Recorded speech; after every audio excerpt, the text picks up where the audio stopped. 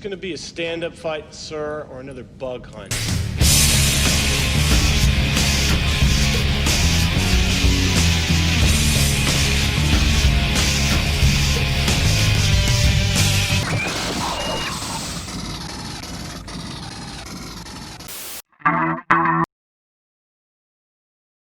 Let me tell you a story. One hot summer's evening not so long ago, I found myself craving something ritualistic. Something I must do at least once every few months. For otherwise, I risk that I might simply go mad if I do not. It had to be done. The sheer level of pent-up frustration would consume me if I don't get me some of that Alien. I had to watch Alien, and perhaps a little more relevant to the topic of today's video, Aliens as well. And so I settled comfortably to enjoy the entire ride in one sitting, both movies back to back. The slow and steady build of creeping tension of Ridley Scott's horror sci-fi masterpiece, through to the exceedingly entertaining James Cameron-led action sci-fi sequel. But as the final frame of Aliens came to pass, resting, spoiler alert, peacefully on the faces of our three heroes, I realised how utterly depressing it would be if I were to insert the following disc. For me, the tale of Ripley Hickson Yu ends here, destined to float back home, safe and sound. A perfect end to a perfect story. That is until Alien 3 comes along and fucking ruins everything. If there is one thing in the world that can really get on my goat, it is the miserable state of the modern Alien franchise. Alien 3 and Resurrection were awful sequels. Prometheus and Covenant were confused, directionless prequels. And as far as the spin-offs go, they may be fun, but my god are they stupid. And don't even get me started on the cancelled Neil Blomkamp sequel. Look at this beautiful concept art. Do not tell me that this is not faithful to the style of the original two films. What the fuck happened to this franchise? How did it go so wrong? As far as most fans are concerned, the best thing to come out of the Alien property in the last quarter of a century was Alien Isolation, a prequel video game that was so clearly made out of sheer desperation to finally, for the love of fucking God, please make something worthy of the Alien name. And by all accounts, they succeeded. Sure, sales might have been weak, but can you blame fans after this shit show? Finally, a glimmer of hope for the future of this franchise, only for it to then be snuffed out when it was announced that most of the creative team behind Isolation had left the developer. And in a true sequel's place, we got this. A mobile game. I mean, I heard it wasn't terrible, but a mobile game? Why? And so, out of seething frustration, I needed something to focus on. And thankfully, I have just the thing. I'm here now. I'm doing the best I can. Where are you now?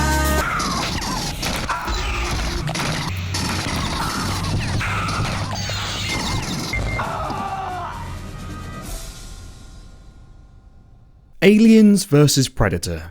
Originally released in April of 1999 before subsequently being re-released in January of 2010 as Aliens vs Predator Classic 2000, is one of the most entertaining action video game experiences you can possibly imagine. A buggy, batshit title that offers 3 ridiculous campaigns, each spanning 5 to 6 levels apiece. The Alien, the Colonial Marines, and the Predator. Who wins? Who cares? This game is stupidly enjoyable, a fact that I'm going to attempt to highlight at every possible moment, from hilariously broken animations, to breakneck speedrunning, to some genuinely tense moments of gameplay. This game is an excellent staple of 90s game design, and a must-have for fans of either franchise. So, in the immortal words of Bill Paxton, We're on express elevator to hell, going down.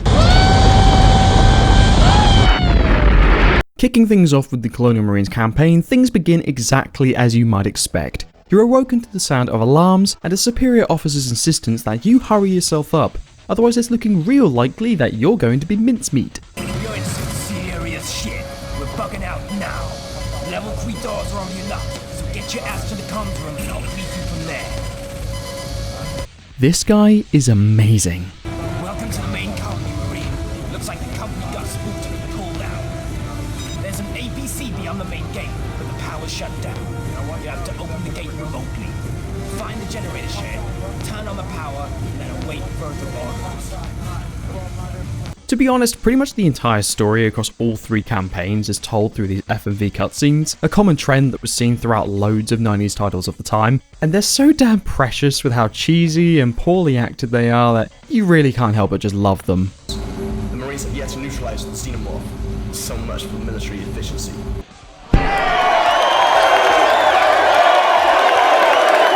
So, armed with your trusty pulse rifle, it's time to do what might be expected of a squad of ultimate badasses. Go!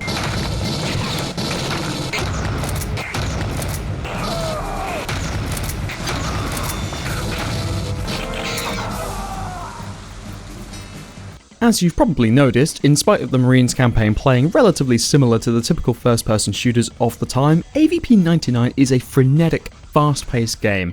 Absolutely full to the brim of xenomorph ambushes, surprise facehuggers, and the odd predator that comes knocking at your door once in a while. Sure, you collect additional weaponry in the form of the smart gun and flamethrower and a few other surprises to help you out, but truth be told, it all only goes so far. Believe me when I tell you that you are going to die a lot in this game, and it is utterly delightful, because when you finally reach the end of the level, after being ripped to pieces over and over and over,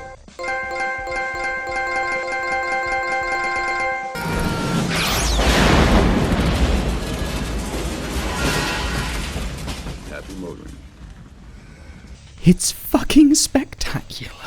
Like a rat trapped in a maze after zipping around through corridors, air vents and tunnels, desperately searching for some small measure of health or armor, just to keep you from getting picked off in the next 30 seconds. One eye firmly glued to your motion tracker, whilst the other keeps flicking the image intensifier on and off, to eventually reach the end of the level and be able to breathe a huge sigh of relief. Honestly captures a really special place in game design, one that offers a small, tiny endorphin release of, you did it, yay. So, taking all this into consideration, it's easy to see why so many reviewers of the time praised the game for a genuinely tense and, dare I say it, terrifying experience. Now sure, this game is hardly scary by today's standards, a fact that is going to become extremely obvious in just a few moments. But when I say terrifying, I'm really focusing on the panic and intimidation implied by stating it. There are going to be countless moments of fight or flight here. The aliens can spawn behind you, above you, below you, crawl out of vents or jump out of doors, you name it. There is plenty of opportunity here for a good old-fashioned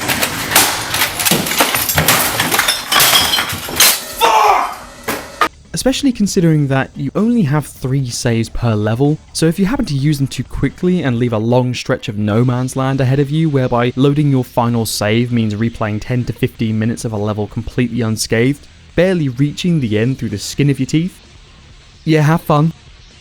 On the flip side, I must now completely uproot all possible implication that AVP 99's Colonial Marine campaign is going to legitimately scare you. Because although at the best of times the campaign can be a tense edge of your seat experience, at the worst of times this game is absolutely batshit broken.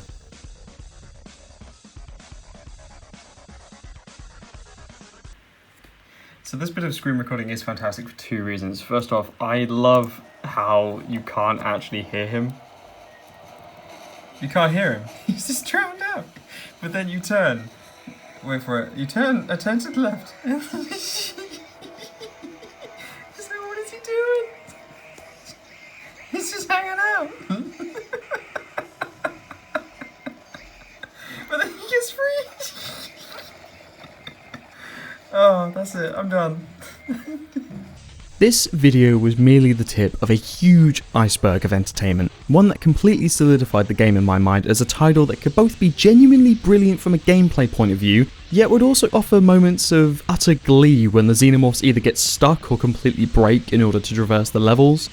Of course, it is with complete seriousness that I do want to emphasise that in spite of the many technical glitches that can crop up, AVP-99 100% deserved the praise it received on release, and still continues to receive to this day. The game was a huge technical achievement for its time, and one that perhaps gets a little overlooked when taking into consideration that it's a movie video game adaptation, a negative stigma that might as well walk hand in hand with live action video game adaptations or getting a fucking 666 tattoo on your forehead.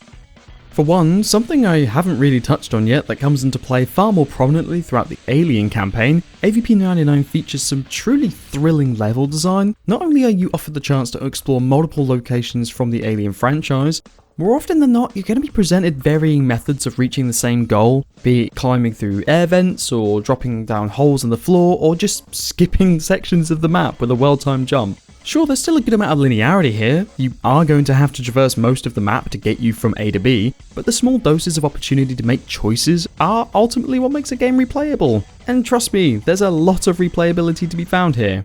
Like the fact that there are 2 other campaigns to play!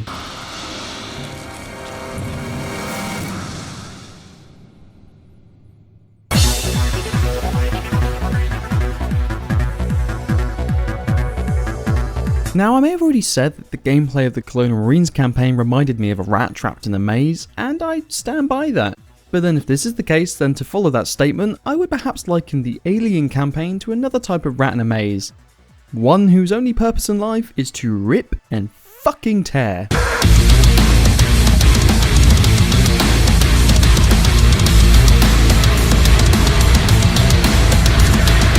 Holy shit.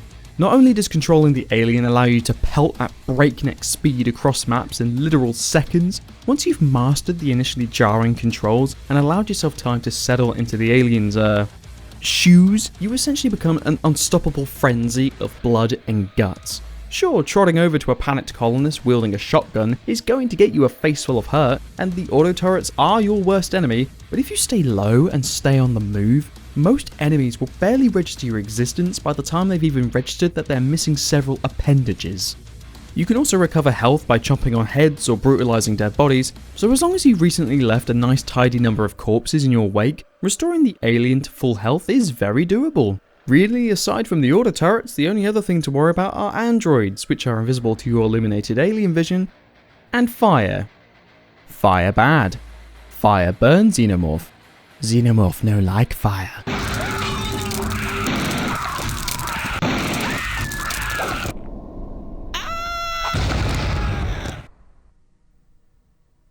Seriously, fuck fire. But at least you can use your tail whip to decapitate those that might dare to scorch the perfect organism's throbbing, pulsating dome. As mentioned previously, a huge amount of the Alien campaign also allows for plenty of alternative pathways to achieve your goals.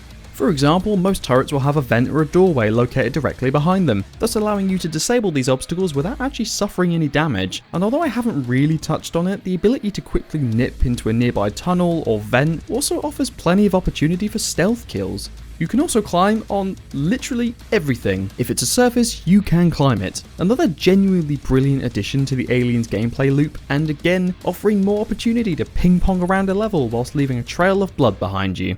Now, truth be told, a lot of players probably will describe the Alien campaign as a stealth-orientated playthrough, but why the hell would I spend most of my time sneaking around when I could just drop down in front of most of these people and rip their faces off? I don't know if that says something about me as a person, but I know what I like, and I'm sticking to it. Last to cover is the Predator campaign, but before I touch on this, I just want to briefly offer a summary of the Alien story. I may have referred to the Colonial Marine campaign as a simple "you are a Marine, get the hell out of there," which it very much is, but what about the story of the Alien? Well, you are a xenomorph. Kill everything in your path.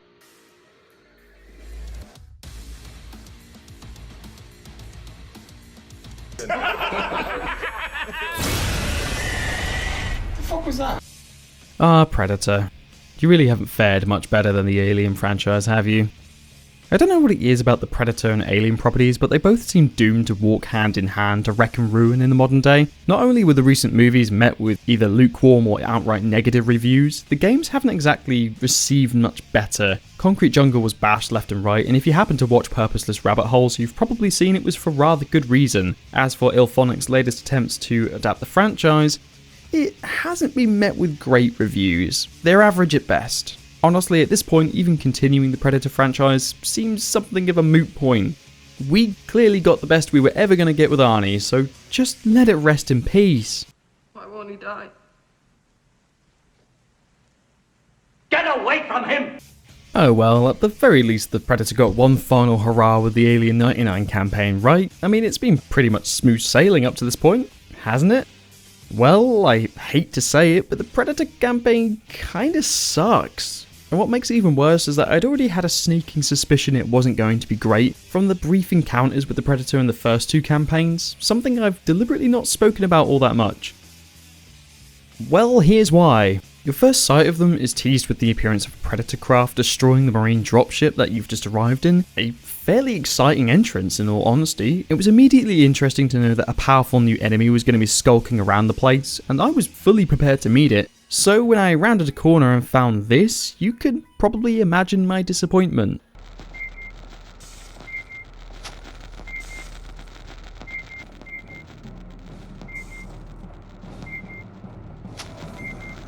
What are you doing? Why is he just wandering around bumping into things? It doesn't get much better when he's full on aggroed either. He just continues to gormlessly bump and knock into things. I only died here out of a morbid curiosity by stopping dead to see what the hell would happen to me. But come on, really? I know it's a 90s game and all that, but this is the Predator? I get that if it bleeds we can kill it, but if it's blind, I think do we kill it is a better question. This Predator clearly has some sort of sight deficiency. Although I will admit that after I finally lost patience and pumped him full of bullets, he at least had the decency to then self-destruct and kill us both in the process, which truthfully did put a big fat smile on my face. It was funny. So as for the Predator campaign, why does it not live up to the other two? Well, there are two main problems here. The first of which being that it's just way too easy.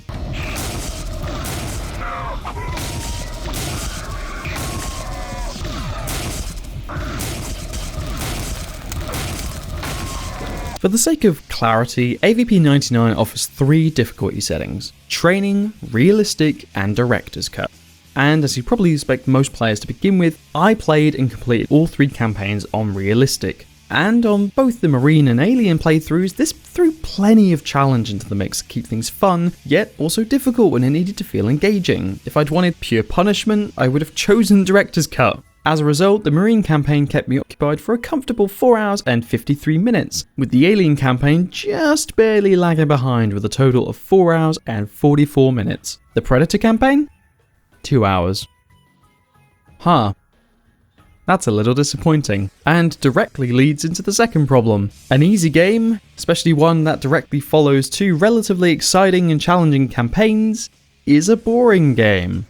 The Predator just tanks almost everything it comes into contact with, and you're also offered a plethora of weapons and abilities pretty much straight away, not to mention a theoretically unlimited source of health kits. All you have to do is hide in a corner for 30 seconds and let the energy bar creep up, and then ta-da!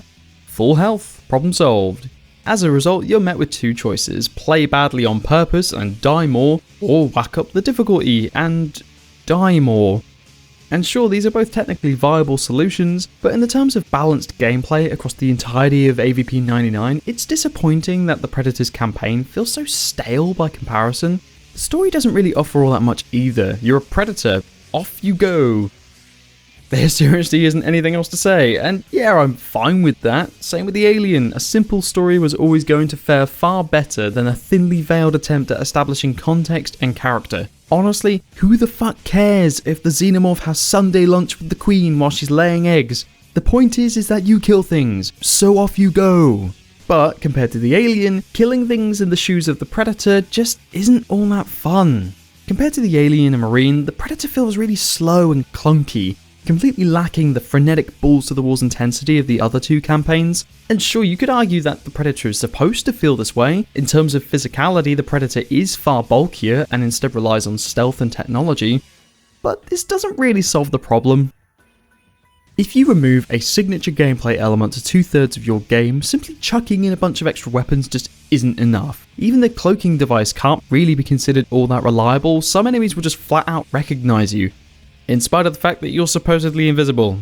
Unfortunately, the same can be said for the level design. The Predator's levels are very recognisably less imaginative than the other two campaigns, and the worst of it being level 3. I grew so sick of these fucking corridors that I could have applauded the level ending screen for just relieving me of them. The shoulder cannon's fun though.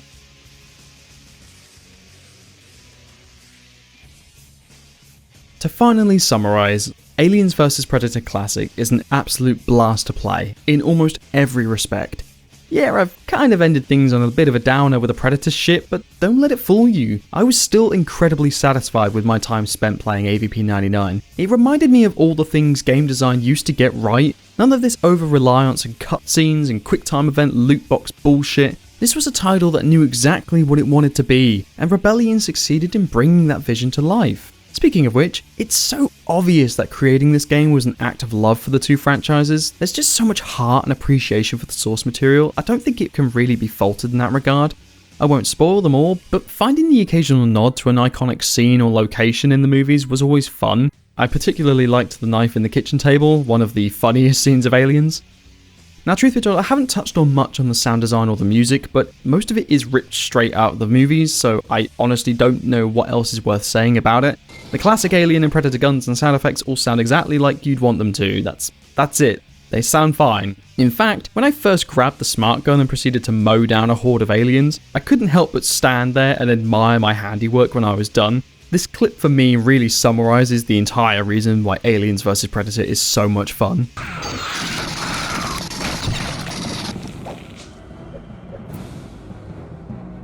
Now I am become death, the destroyer of worlds. And that's it. That's all I got. Now go play Aliens vs Predator Classic, damn it. Break out, everything day by day, freak out, anything step by step, live the sin, and let me know, live the sin. Break out, make my story, get down, they call history, my heartbeat, gonna beat faster, shout, shout, shout, shout, so.